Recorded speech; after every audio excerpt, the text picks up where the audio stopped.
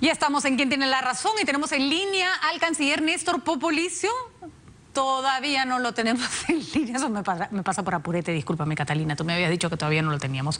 Mil disculpas. Estamos entonces con nuestros invitados, Daniel Abu Gataz. Daniel, ¿cómo estás? Bienvenido. Presidente del Congreso, y José Carlos Requena, analista político, analista. José Carlos, ¿cómo estás? Un paso para hablar rápido. Vamos a empezar analizando el tema de Venezuela, que creo que es una de esas manifestaciones más que da cuenta de cómo las democracias están actuando de acuerdo con una suerte de esta sensación de que de pronto las masas se apoderan del sentido común, o se apoderan de las decisiones, salen a la calle y la historia empieza a cambiar. A ver, por favor, José Carlos. Creo que, o mi idea es demasiado... No, creo que sí, pero yo creo que todavía estamos en una transición. No sabemos qué vaya a venir, no sabemos si este movimiento, si estas masas, si este apoyo de la comunidad internacional termine concretándose con una presidencia efectiva de Guaidó. Es decir, ahora lo que tiene él es mucha gente en las calles y apoyo de la comunidad internacional. Y lo que tenemos nosotros es un acto simbólico muy claro. O sea, hasta ahora un acto simbólico muy claro, sin hasta duda, ahí, ¿no? Pero acto simbólico que también había al otro lado. Por eso es que te digo, no sabemos bien hacia dónde vaya a ir, ¿no? Sí es interesante que esto se haya activado muy rápidamente. Y sí es interesante que una persona que hace 3 semanas no se sabía nada de él, un político de solo 35 años, ahora tenga este rol tan importante en esta transición que no sabemos de nuevo hacia dónde nos lleve, porque quizás no descartemos que eso se termine apagando, es decir, que el régimen termine cerrándose y rompiendo relaciones con todos los que tengan que romper y más bien aislándose, ¿no? No sería la primera vez que pase algo así tampoco. De todas maneras, creo que sí devuelve un poco la esperanza y además la convicción que pasó en el Perú de que las grandes revoluciones y los grandes derrocamientos de dictadores no se dan con decisiones externas. Es la gente la que se termina bajando a su dictador, ¿no? Eso tú has dado con el clavo, Patricia. Yo creo que si tú tuvieras pues a 7 millones de venezolanos pateándole a donde deban patearle a Maduro, lo sacan. La explosión que hubo en los 4 suyos, bueno, ya estaba fugado, ¿no? Pero fue una explosión nacional. Así es. Como dice doctor Requena, yo no estoy seguro si es que realmente lo que dicen del apoyo enorme que tiene este señor Guaidó es real. Lo que sí me parece una irresponsabilidad absoluta ha sido la posición del Perú. O sea, no olvidemos que hay 250.000 ciudadanos peruanos viviendo en Venezuela. Y le patea la cara y rompe relaciones de un momento a otro. ¿Y quién va a ver por tus conciudadanos? ¿Qué le vas a encargar a Uruguay, Argentina? ¿A quién le vas a encargar? Bueno, mira, ahí yo discrepo. Creo que esto tampoco es algo de un momento a otro. Creo que todo este papel de la Cancillería en el que Perú ha tenido un liderazgo y es una cosa más o menos coherente con la posición que ha mantenido el gobierno peruano desde la administración de Kuczynski en particular, que Vizcarra ha continuado. El famoso Grupo de Lima. El famoso Grupo de Lima, ¿no? O sea, es una posición coherente con lo que dicta el Departamento de Estado de Estados Unidos. O sea, no me digas que es una posición coherente, señor Popolizio, ni el señor Vizcarra. No, porque son los dictados de la Secretaría de Estado de Estados Unidos. Eso lo sabe todo el mundo. A ver, vamos a preguntarle al señor Néstor Popolizio, que ya está con nosotros, ¿de acuerdo con qué es coherente la decisión que se ha tomado? Hay que reconocer, Maduro tiene sus espaldas, ¿no? Pero, y sus espaldas siempre vienen cargadas de gente con armamento nuclear a la cual no le importa mucho el futuro del mundo, ¿no? Es preocupante que no exista el mínimo análisis geopolítico de lo que significa Venezuela en el mundo en este momento. ¿Qué significa? Significa que el 70% del petróleo venezolano está a favor de China en este momento. Es petróleo chino. ¿Cree que de la noche a la mañana van a disponer del petróleo chino porque se les ocurrió a Estados Unidos o al Grupo de Lima? ¿Pero por qué China tendría que quedarse sin petróleo? Porque hay una deuda, van a decir, una deuda ilegal, hecha por un gobierno ilegal. Desconocemos la deuda, no lo hizo Alan García. Ningún futuro presidente de Venezuela se le va a ocurrir la meridiana y absurda idea de pelearse con China. ¿Con Mr. Trump atrás? Solo Trump se pelea con China, pero Venezuela peleándose con China. Entonces, ¿qué hacemos, Daniel? ¿Qué hacemos? ¿Dejamos a Maduro? Los militares hagan algo. Pero ya viste lo que acaba de haber una revuelta, lo sacaron a tiros a los militares. A ver, aquí la verdad, antes de que entre el canciller, Daniel hablaba de esta injerencia del Departamento de Estado. Y la verdad, yo también apelaría a todos los demócratas peruanos que sean coherentes con el comportamiento que han tenido a lo largo de todos estos años.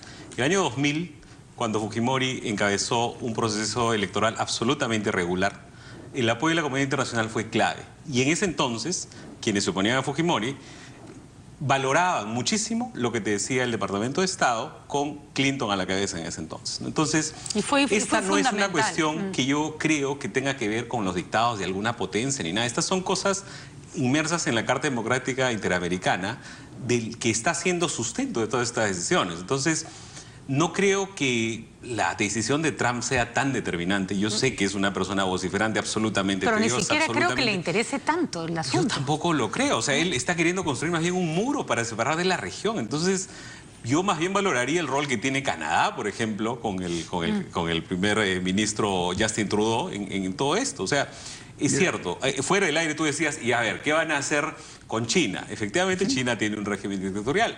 Las democracias deberían pensar qué hacen con casos como China, como Norcorea, como Cuba. ¿Cómo podemos tener el doble discurso de abrirle las puertas a un país absolutamente dictatorial que viola los derechos humanos como es China? ¿Con qué cara tú hablas de la Carta Democrática de la Organización de Estados Americanos? Tú saludas y felicitas a Arabia Saudita que acaba de descuartizar a un hombre. ¿Qué ha dicho la Cancillería peruana? Perfecto, no, entonces, esas son mira, cosas, es una hipocresía, es una absoluta hipocresía, que lo único que se mueve son intereses de determinados sectores a nivel geopolítico mundial. Porque sí puede descuartizar a una persona Arabia Saudita, porque Arabia Saudita es poderoso y es amigo de Estados Unidos. Entonces, ¿qué es mejor? ¿Me pronuncio sobre algunos o no me pronuncio sobre nadie? Mejor ya, pues no pronuncio sobre nadie. Listo, que se jorobe el mundo, que todo el mundo se mate, que ascenen niños, que descuarticen mujeres, porque como no... Pero es que ese es lamentablemente yo entiendo, el doble discurso da cólera realidad. Y hay quienes tratamos de mantener cierta solvencia con respecto a lo que condenamos. Pero tampoco podemos decir que como no te pronuncias por A, entonces deja que a B los masacren en tu cara.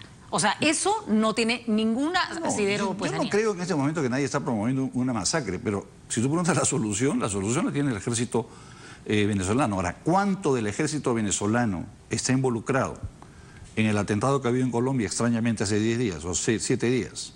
¿Cuánto del militar venezolano está involucrado en el narcotráfico? O sea, es que no es tan sencillo como decir pateo la mesa y me voy. Pero el problema es, otra vez, el ejército venezolano... Es como haberle pedido al ejército peruano en la época de Fujimori que se encargara de sacar a Fujimori. Eso no va a pasar. La población civil también puede hacerlo. En el Perú lo hicimos los ciudadanos, no lo hicieron los tanques. Se fue solito.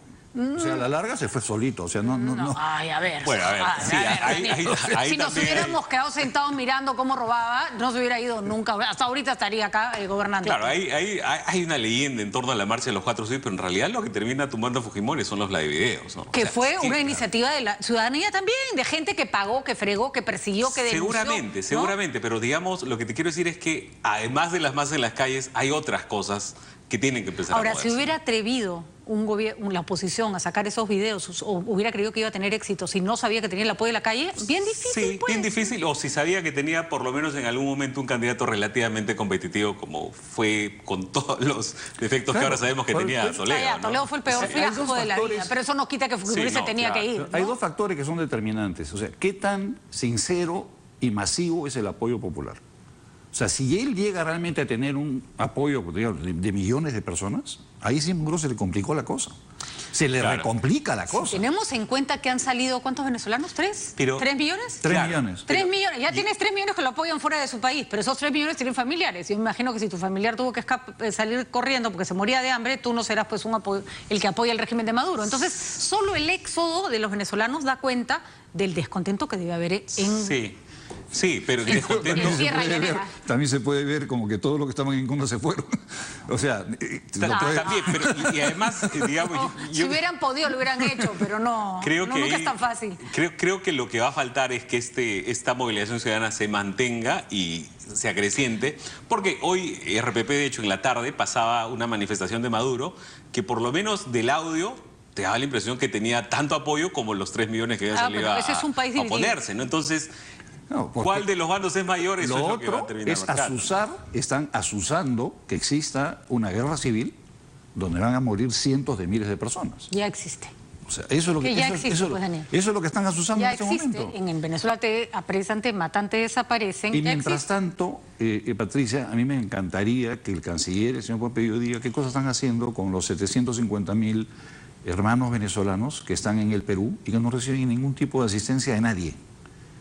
Entonces, para hablar afuera sí, pero para apoyar adentro no. Pero a ver, yo creo que el Perú es uno de los países que ha recibido con mayor... ¿Ha recibido? Sí.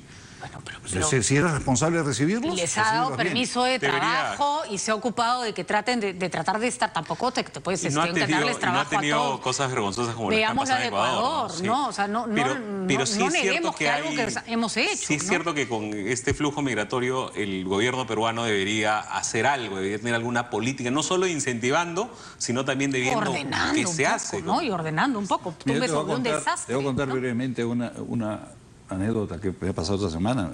Un trabajador pidió 100 soles de adelanto y dice que para mandar a Venezuela.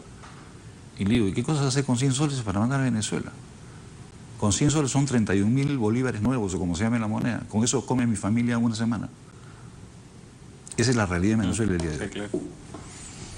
Bueno, esas son entonces eso es lo que está pasando en Venezuela. A mí no me deja más allá del resultado, que como dice Daniel, que creo que es verdad, hay que medir, como también dice José Carlos, quién gana, ¿no es cierto? Sí, en ambos casos es la calle y el apoyo de la gente lo que entroniza o derroca a personajes, a presidentes o a gente con poder, pero mucho más que antes, ¿no? Me parece que es un fenómeno mucho más activo que antes, que hace, bueno, no sé, 20 años. Sí, sin duda la democracia representativa está en gran crisis en todos lados y creo que aquí hay un hecho concreto, ¿no? Hay un régimen que hizo unas elecciones absolutamente controversiales y se quiere instalar y eso vuelve a activar esta protesta ciudadana que todavía está pendiente de ver a dónde se llega, pero que creo que es fundamental. Por lo pronto, Guaidó le aguó la fiesta a Maduro porque hoy día iba a juramentar y quedó absolutamente opacada su juramentación por esta revolución. Claro, y ahí va a depender... Punto para Guaidó, digamos. Y ahí va a depender de cómo el resto de fuerzas, cómo se acomoda el ejército, cómo se acomodan.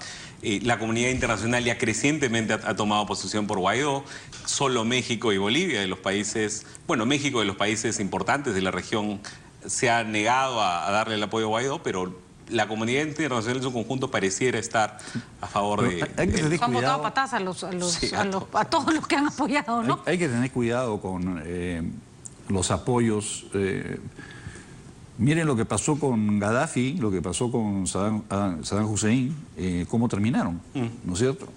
Si eso es lo que estamos buscando, ver a un Maduro ahorcado en la plaza pública, bueno, sería coherente. Eso sí es absolutamente coherente con la política que respeta el señor canciller Pompeyo y sus aliados del Grupo de Lima y sus aliados de la Secretaría de Estado del gobierno norteamericano. Eso es absolutamente. Entonces, cuélguenlo de donde quieran a Maduro y estamos todos contentos, no pasa nada. Eso es absolutamente legal.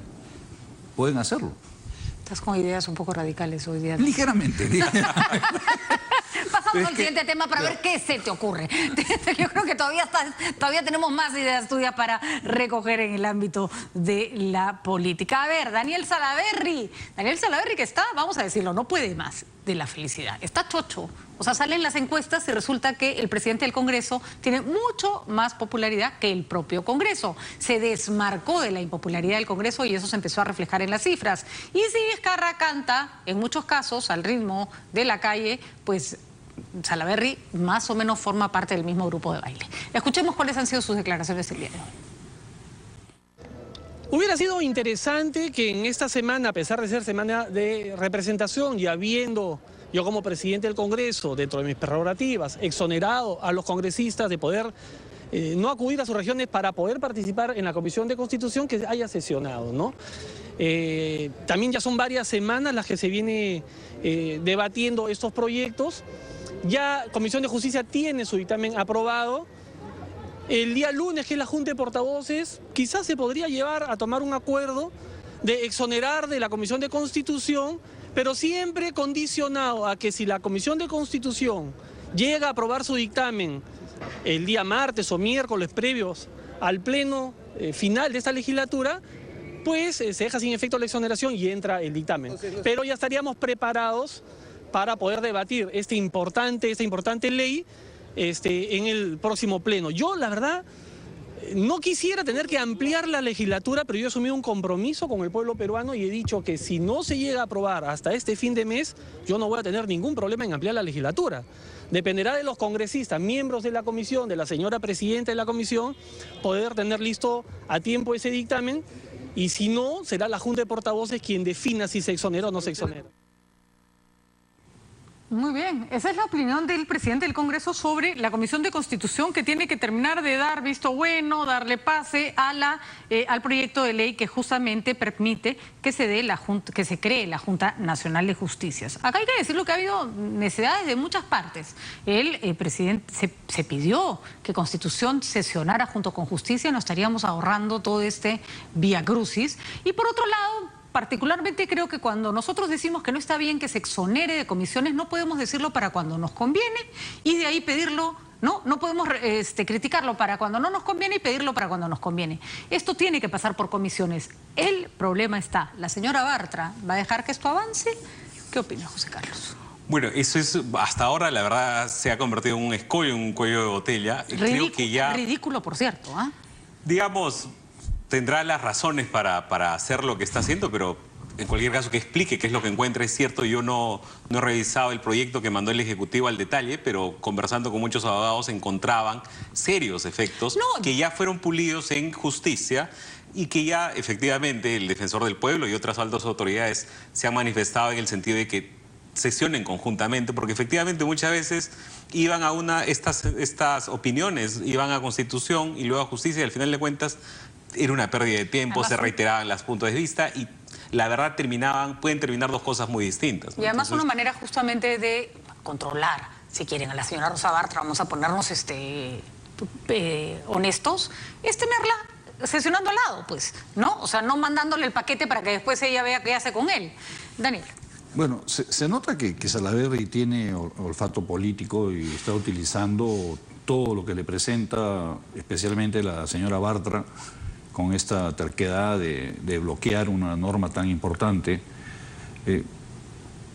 Ahora, hay un vacío en lo que dice el señor Salaverry, o sea, no un vacío, más bien puede entrar en una situación complicada, porque los congresistas no tienen mandato imperativo, y él está a un pasito de decir, te ordeno, nos quedamos y haces. Se está equivocando. Yo lo felicito porque ha venido manejándose muy bien, ha logrado avanzar, pero que no cometa el error de pasar la raya, porque ahí sí se le van a poner bruto todos. Claro, o sea, Rosa Bartra decide que no tiene tiempo, que tiene que limarse las uñas y se acabó, no aprueba, ¿no? Y con su Felpudini y Müller más, y van a armar el circo en contra. Y que la Junta de Portavoces va a exonerar son tres cuartos de la votación. Significa 80 y tantos votos, que no los tienen. No los tienen. Entonces, no los tienen y además hay que decirlo con claridad. No hemos criticado cientos de veces que se exoneren de comisión las votaciones. La salida era que sesionaran conjuntamente. No le puedes decir ahora a la Comisión de Constitución, mira, justo en este punto nos vamos a saltar con bypass, ¿no? Tu opinión, porque su presidenta y su composición nos cae mal, ¿no? Sí, yo creo que lo que toca aquí, como bien dice Daniel, esto el mandato imperativo es bien importante. Es bien importante, ¿no? Porque efectivamente esto podría abrirle un flanco que hasta ahora no lo ha tenido, ¿no? Y creo que sí es importante insistir en la importancia de esta ley o de que esto se ponga a andar lo más rápido posible. No solo por los jueces que se deben nombrar, sino por aquellos que se deben sancionar y que al no poder ser sancionados, continúan en funciones. ¿Realmente queremos eso? Bueno, yo sí lo quiero. No sé si tú lo... No, yo pregunto porque eso me huele al mismo el acuerdo con Odebrecht, ¿no? O sea, todo aquello que va a significar luchar contra la corrupción, aparecen obstáculos por cualquier lado, ¿no? Aparecen el coyote y el bip, ¿no? O sea, que la piedra y todo va cayendo por donde va. Qué buena metáfora, claro. O sea, todo lo que sea luchar contra la corrupción aparecen, o sea... Claro, digamos, los coyotes empiezan a tirar ladrillos, ¿no? Sí. Ojalá que sea como en el dibujo animado, que nunca le dan. Bueno, pero ahí hay un tema importante porque efectivamente tú dices no tienen los votos en Junta de Portavoces. No los tienen. Porque Junta de Portavoces en este momento no está compuesta de manera proporcional a cómo se ha valga la redundancia, recompuesto el Congreso, ¿no? Aún cuando se recomponga no llegan a los 88 votos. Sí, ¿tú crees? O sea, no les alcanza. No, porque tienen 50 y tantos votos que tiene... sí, son 55 de Fuerza Popular y otros 5 del APRA. Entonces, o sea, no van a llegar. No llegan ahí. Pero la necesidad de recomponer Junta de Portavoces sí es un tema urgente. Porque Junta de Portavoces tiene un poder particular en determinados contextos, ¿no? Pero también, perdón, brevemente, Sí, veamos también el hecho de que cuántos están interesados en que aquellos jueces y fiscales que están en carrera ahorita actuando no sean removidos, no sean sancionados, no sean investigados. Claro, yo me demoro o sea, demorarte no es solo un acto de ser pesadito, sino... Claro, sino qué cosa hay tiene atrás de esto. La segunda. señora Bartra de repente tiene ahí pues sus encarguitos, ¿no? Sí. Habrá que preguntarle. De cada minuto que se demore la aprobación de la Junta Nacional de Justicia, vamos a tener este sistema imperfecto en que no cambiar, remover ni sancionar jueces, ¿no? sí, efectivamente, eso es lo que va a pasar, ¿no? Y con esta recomposición del Congreso, creo que hay que encontrar un punto medio en el que se respeten también el reglamento, porque el reglamento sí, digamos, Fuerza Popular tiene un punto con eso del reglamento, ¿no? El reglamento dice que los cuadros de comisiones y toda esta recomposición se da luego de la elección de la mesa directiva. Eso ya se dio, debería, según el reglamento, esperar. Pero claro, ¿cómo manejas eso con la realidad de que ya hay nuevos grupos políticos? Eso es lo no que... representados, ¿no? Que Sí, genera pues, una... entonces... O sea, la representación hoy día que no se ha arreglado es falsa. Estás manejando una falsa representación en aquellos, ¿no? digamos, sí, no es... El peor enemigo del Congreso en este momento son las violaciones permanentes que ha venido haciendo el reglamento. Claro. Entonces, acudir al reglamento en este momento, cuando tú lo has estado perforando, no solamente durante estos... Hablo también de los periodos anteriores, ¿no? Entonces, el reglamento del Congreso resulta siendo que se acomoda al presidente, a la mesa directiva y al grupo de poder que controla. Entonces, es que el reglamento del Congreso está lleno de estas salvedades que dice, salvo que la Junta de Portavoces diga tal cosa. Entonces tú dices... No, y además cuando se quieren poner legalistas y reglamentaristas, te hacen aprobar hasta la última coma. Y cuando se la quieren saltar con garrocha, el reglamento pasa mejor vida en 2 segundos. También ¿no? yo creo que hay falta de agilidad de parte del ministro de Justicia, ¿no? Porque ante esta situación pide facultades delegadas para publicar la norma. Que te digan que no, pues. Y esa es cuestión de confianza. O sea, si queremos... O sea, pues realmente es extraña que, habiendo dilación de parte del Congreso, el Ejecutivo... ¿Qué están? Tomando sol. De acuerdo, están comiendo helado de Onofre en la playa de la Herradura. Recuerda, Daniel, porque es difícil, ¿ah? O sea, cuando jalas una pita tienes que saber qué cosa viene detrás. Porque sí, eso sería lo lógico. Pero recordemos que a Vizcarra lo quieren acusar a cada rato de dictador, de imponer, de saltar. Entonces... Sí, claro, pides facultades para imponer y arrancan otra vez que Vizcarra es Maduro. Pero en este caso en particular... Es difícil, ¿no? En este caso en particular, teniendo un referéndum de respaldo, digamos, quizás sí es un recurso de acuerdo, que se puede tú puedes utilizar. decir, simplemente voy a implementar lo que el pueblo ha votado, ¿no? ¿Cuándo votamos? En la primera semana de diciembre. ¿Qué ha pasado más de un mes, no? 2 meses. Sí. No, la celeridad del Congreso no es precisamente su mejor característica, ¿no? Bueno, vamos a ver qué pasa y entre las bancadas que se van recomponiendo, ahora sí ya están todas listas, ¿no? Y ahora sí me parece que básicamente están todas listas. Digamos, el único signo concluyente es que el señor Salaverry ha dicho yo voy a permanecer no agrupado hasta 28 de julio. Y como él quedan algunos sueltos, me parece que Viera no puede conformar creo ninguna que él tiene bancada, una ¿no? pero hay otros que, digamos, hay un grupo, por ejemplo, de filiación más conservadora que anda suelto y todavía no termina.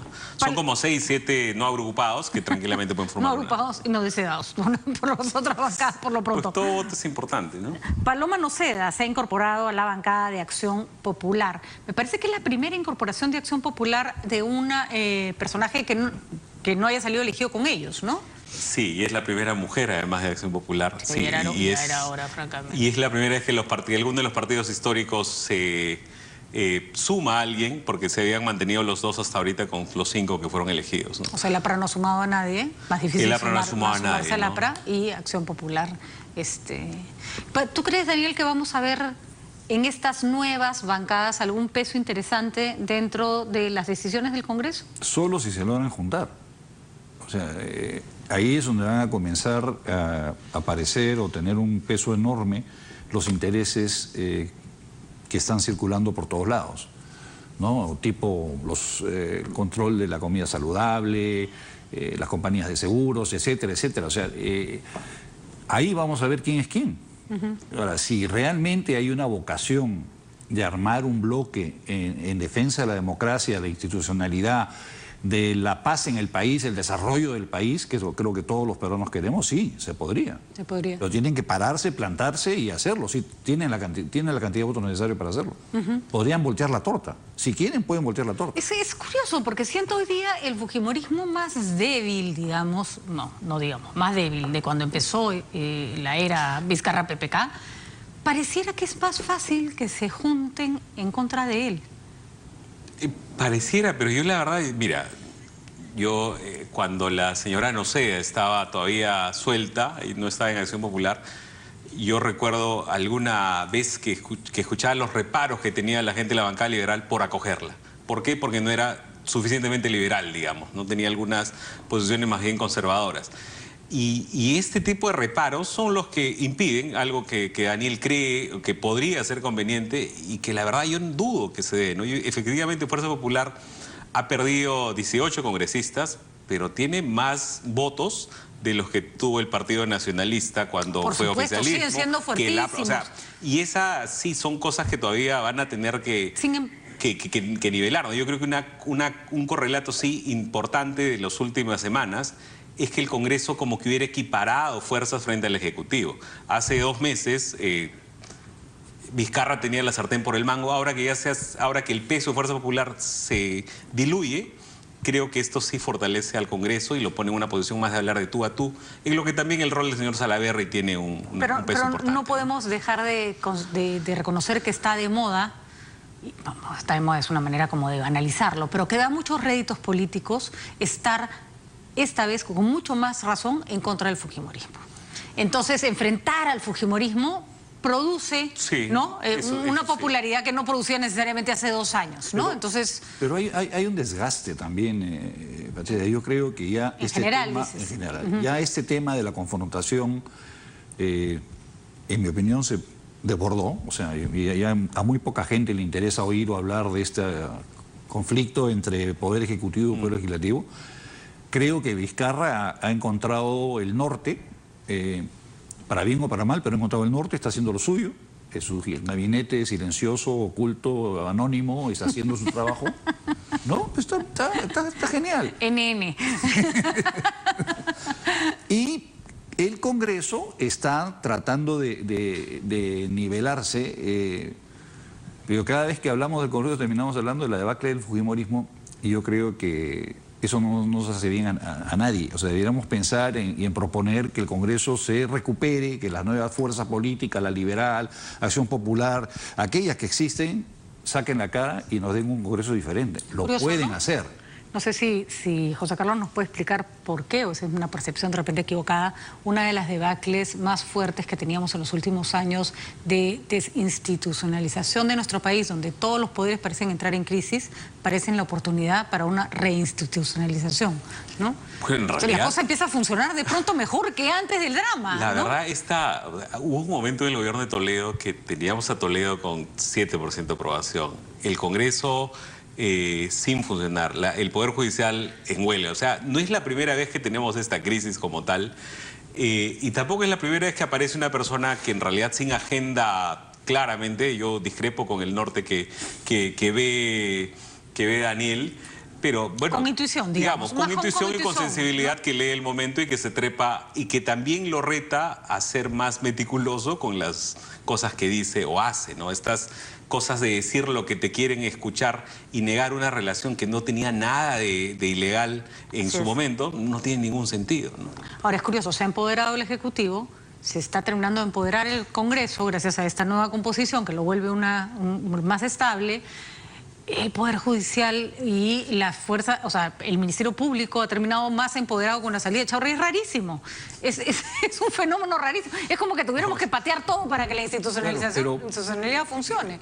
El problema de todo esto es que tanto Ejecutivo, Legislativo, Ministerio Público, Poder Judicial, todos, Contraloría, todos están involucrados y todos estos actos de corrupción tienen una madre, O sea, que todos eso parten de los contratos, Así de es. cómo Claro. se adjudica. Así es. Y nadie habla de eso. O sea, nadie dice vamos a modificar la norma, nadie dice vamos a fiscalizar acá, nadie, no.